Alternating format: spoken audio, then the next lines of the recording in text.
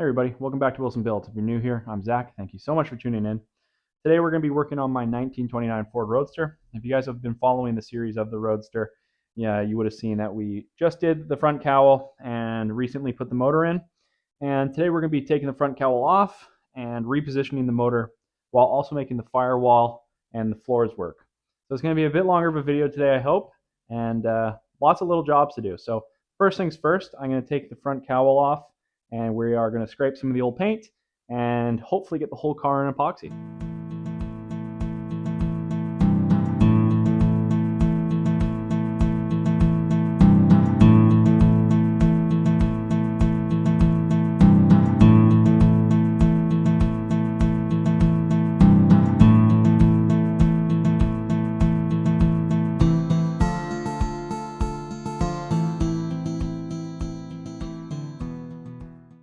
We're going to start pulling off the front cowl here. I think it will all kind of come off smoothly if I just take off the perimeter bolts. There's no point in really taking off the lower mid bolts that attach the upper cowl to the lower, and there's no point in taking the firewall off.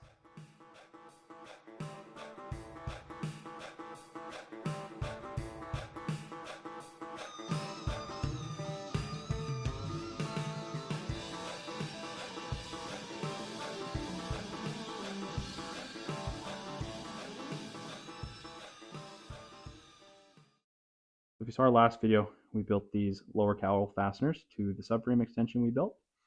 And since we have all the perimeter bolts off, both on the sides and on the top, once we take those off, in theory, the whole cowl should just slip off forward.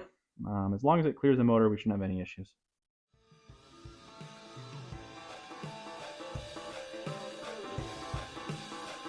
So we ran into our first snag. The lower part of the lower firewall is just touching the upper bell housing bolt. So because I know I'm going to have to cut this anyways, I'm just going to run my zip disc from the inside because it'd be easier and just cut away that little notch. Right now I can't get any up or down, so it won't be that detrimental, of course, because we are going to be cutting that out. So I'm just going to do that now, and then this should come out freely without taking any of the lower or anything like that off.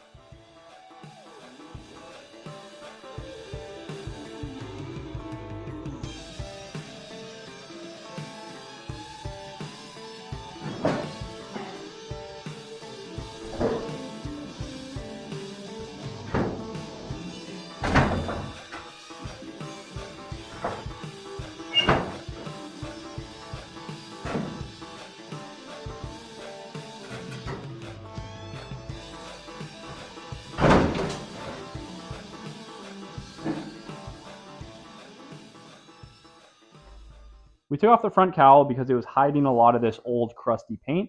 There's a lot of other areas on this car that also have the old paint. And the car's been painted obviously a few times in its lifetime because we see the orange and we see yellow and we see gray. And the gray is more probably of a primer, but it's thick and it's flaking off quite a bit. So that's no good.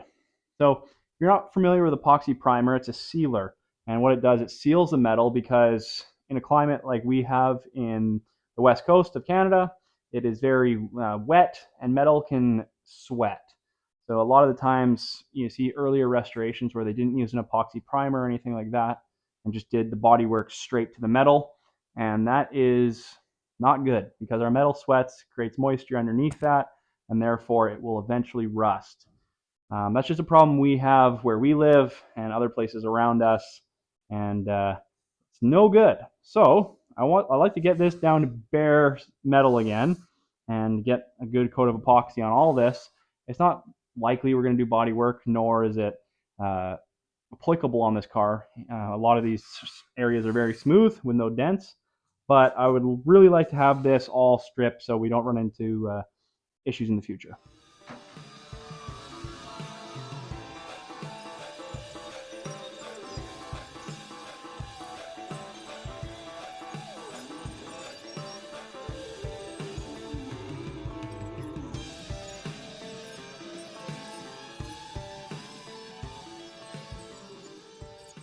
When we open the door, there's also that primer gray and that yellow I was talking about all up and down there. So just going to grind in there as well.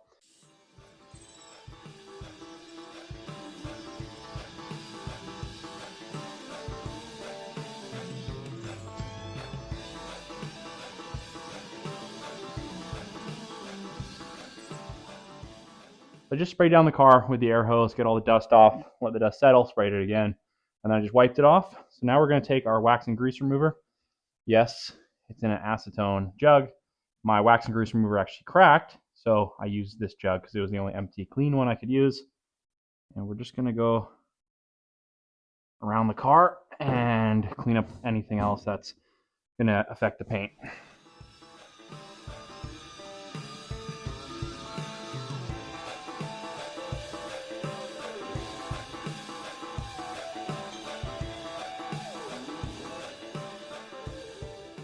We're going to get to spraying the bottom half now of what we haven't sprayed, of course, and go over a few areas where we did.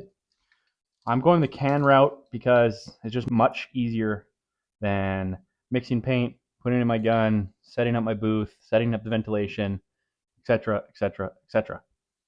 So I've never had a problem with the 2K epoxy primer in the can. It gets good coverage.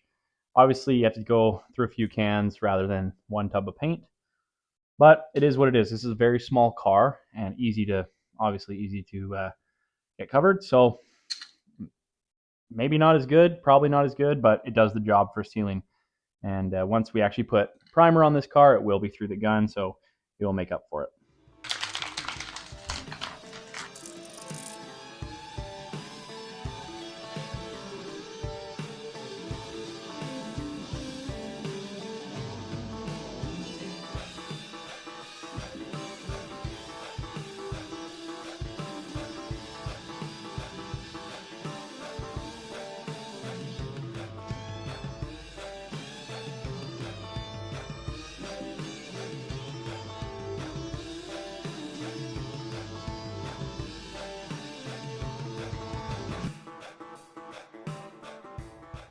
The next job we're going to focus on is the front cowl and getting it in epoxy primer. A couple steps we have to do before that.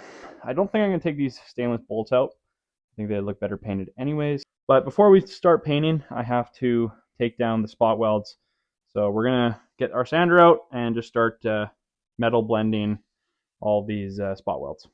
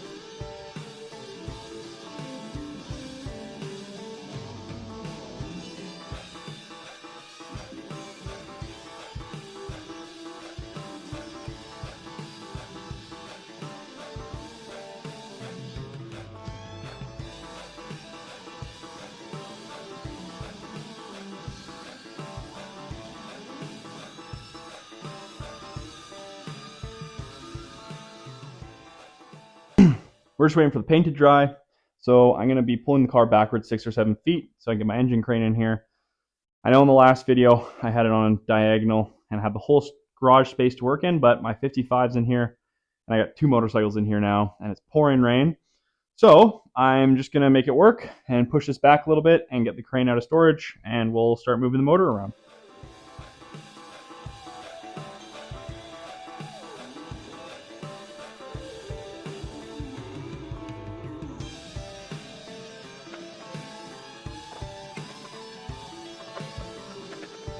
First, we're going to get some tension on here.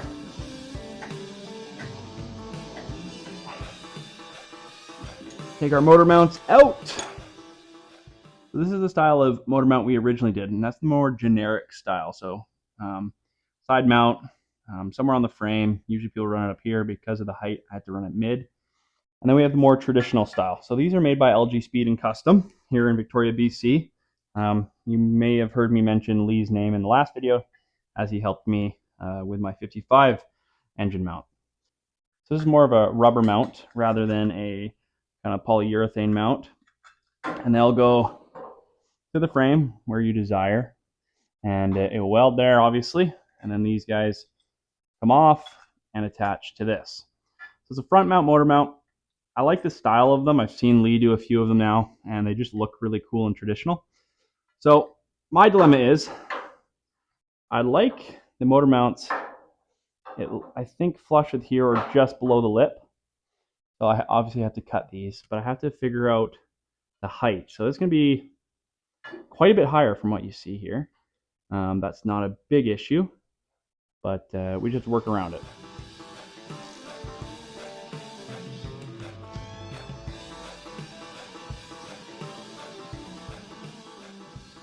All right, so we have to figure out how much we got to cut off the motor mounts now.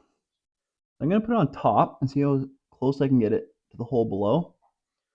The only problem I'm running into is that the actual frame mount itself overlaps the engine mount.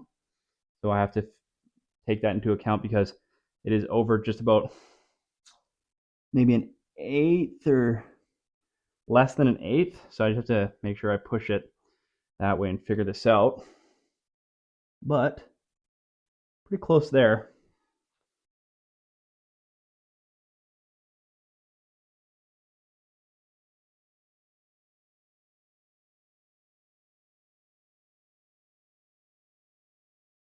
All right.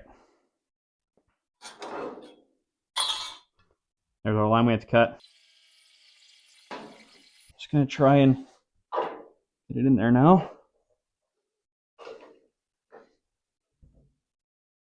It looks pretty good. Oh. Dead center.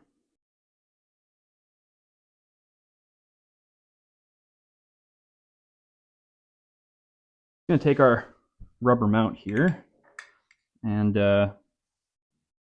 put a rough, this isn't obviously the nut we're going to use, but just to get it in there so we can lift the motor up to sort of where the rubber wants to sit flat, and then we can get a better idea of putting the mount in.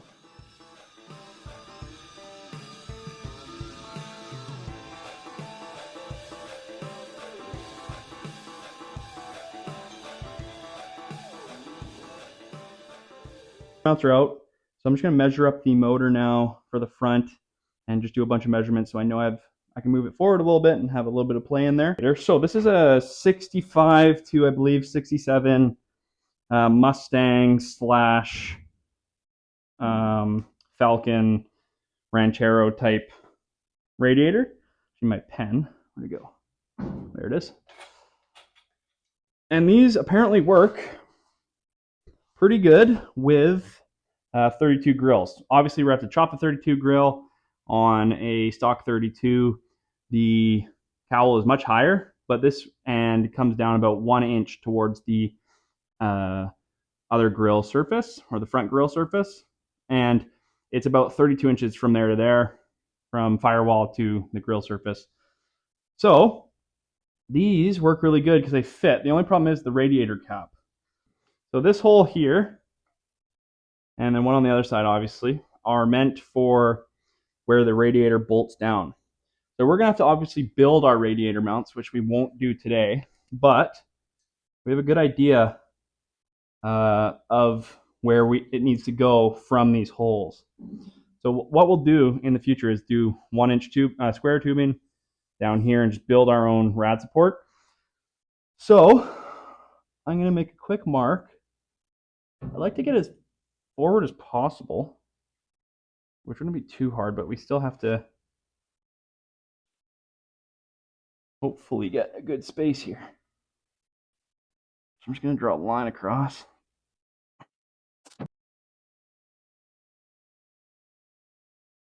I took some measurements off my friend's 32, and I have a bunch of measurements I need to measure now, and then we can move the motor forward accordingly.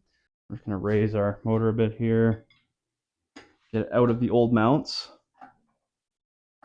In fact, I'm going to pull off the old mounts.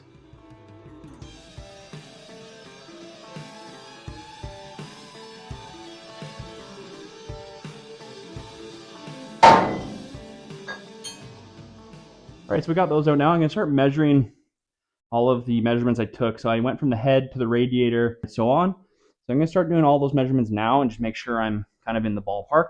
So if the radiator's kind of sitting there, I'm just below the head here. It's 8.5 inches. As you can see, the motor's actually wobbling right now, so I will have to go in and recenter it. But for right now, we're looking at 9 inches from where we're going to run our radiator. In fact, it could go a little bit further ahead. Eyeball it here. So let's just do from the head there. So it's almost 9.5 there. Yeah, it's 9.5. So it could technically, this motor could come 1 inch forward. We'll find the angle next, because I will need to move the transmission up as well, because that's going to be quite the angle we have now because of how high it is. Let's see what we got here. That's 85.7. So it is at a 4.3 angle. The engine is now at the right angle. I know I said it's 1.3, kind of varies to 1.4, probably about 1.3.5, I'd say. So now it's 88.7. So the only reason that it's 88.7 is because where the angle finder is, it's on the magnet side. So it's a 90-degree angle. So I just minus the 1.3 from the 90, blah, blah, blah. So we're at 88.7. And now we just have to find center. And that's not terribly difficult. So the good portion is we have a center point in our frame, and that's at the cross member. So I'm going to get in front of it and just kind of go off that. In the first video, I ran a piece of tape. Actually, you can still see the piece of tape. So let's find center, and then we will try and weld down the mounts onto the frame.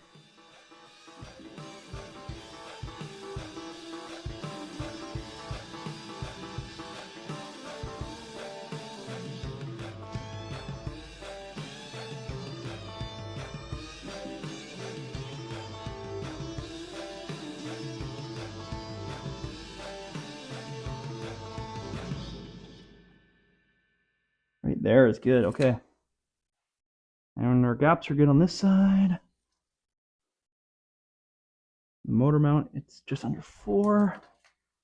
And the motor mount, just under 4. Great. So we're centered now. Our angle is, let's look, 88. Yep, we're still good. So perfect. I'm going to raise it just a tad, get these motor mounts up. But other than that, we are ready to tack the motor mounts in.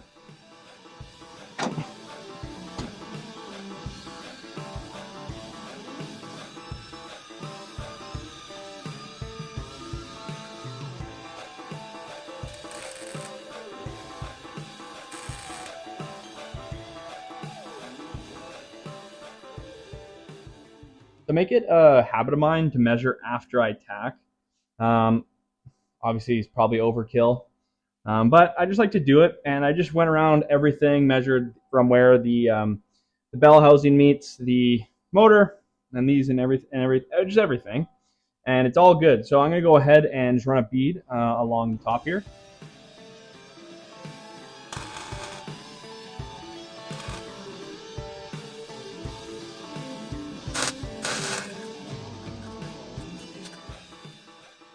So I'm just going to put the angle finder back on the motor, and I'm going to drop the hoist. I think it'll be fine now.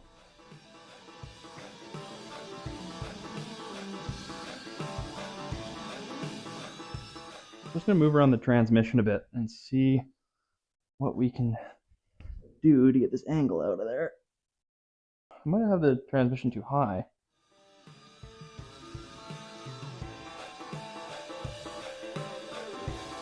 Perfect. I just took the pressure off the jack, and it went to 88.7 right on the dot. So we're right in our money spot. All right, so I took about a week and a half off the car because of holidays and Christmas and New Year's. And that might sound actually kind of weird depending on when I upload this video. But in that time period, I was really thinking about the car and what we needed to move forward. And I did a big order. So a bunch of the stuff came today. So we got our MSD Pro Billet ready to run distributor. We got our Blaster 2 coil and our coil cover. I think these coil covers are a little cheesy at the best of times, but I was looking at some of the forums and other posts, and I kind of like the look of them in some Roadsters. So hopefully I can achieve that cool look. And then our last big item we got was our Locar 16-inch swept-back shifter. So this is a transmission mounted shifter, and we're actually going to get right into this one. So we're going to hop back right into the interior now and start installing this. So we got all our hardware here. So I'm going to take this photo here and just mimic that with my layout. So stand by.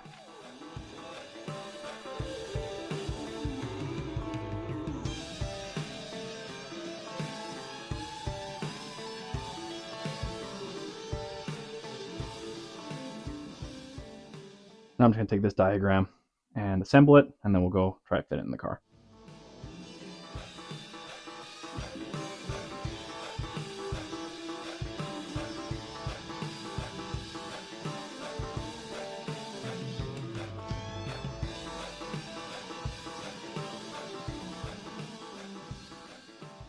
So our bracket is now roughly put together. Still a little bit loose just in case we have to do some adjusting.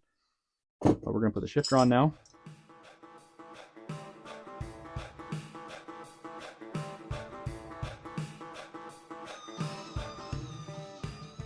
The first step is you just got to take these two bolts out of the tail of the transmission. Mine gave me a really, really hard time taking out one of the bolts. I had to heat it and put vice grips on it, but Locar gives you the new bolts, so I'm just going to clean the holes and then put some anti-seize on these guys. All right, so we just cleared the holes.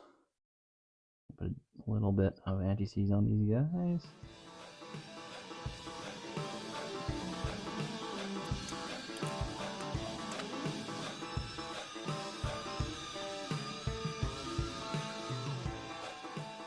So this has to go back about ½ an inch. There's the bushing that goes into there.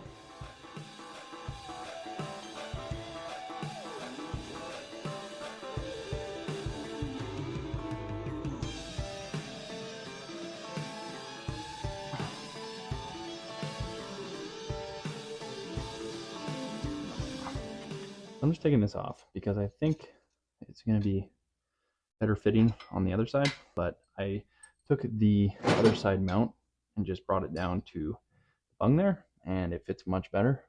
And then I took our shifter rod, and it had enough clearance, so I'm not too worried. So I'm just going to switch the sides.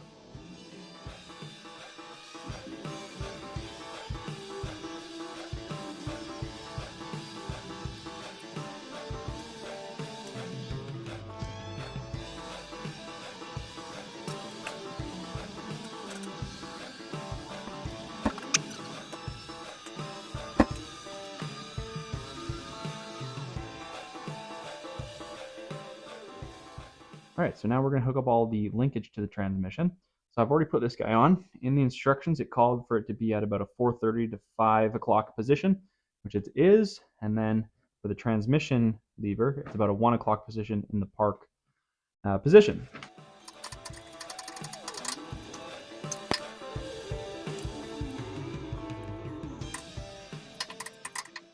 We're now in the 1 o'clock position and the 4:30 to 5 o'clock position. So now we can start measuring out the linkage we need. In our instructions, when we're measuring the linkage, it says measure this distance out and then subtract 1 3/4. So from eye to eye of the shifter levers, we're looking at 13.5. So minus 1 3/4 is 11 3/4.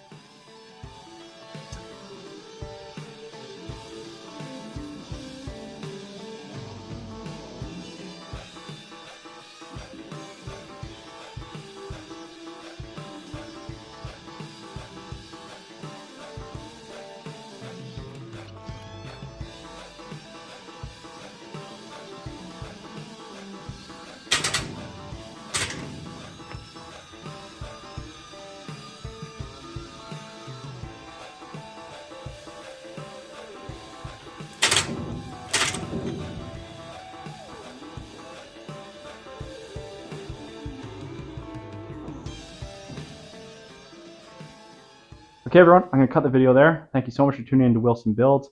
If you're still there, really appreciate that. I know it was a bit longer of a video, but we got a lot done between the engine mounts, shifter, and all the little jobs in between. I'm super happy that we're leaving off here. If you could comment, like, subscribe, that's really appreciated, and it greatly motivates me to make these videos, especially your guys' comments. If you see something you like, don't like, something I can do better on, video quality, anything. If you just want to be mean, that's totally fine too. No judgment. I don't get offended, so it's a bit of a win-win. We got a lot of little jobs done, but we still got a lot of big jobs to go, so hopefully we see you in the next video. Thanks again for tuning in.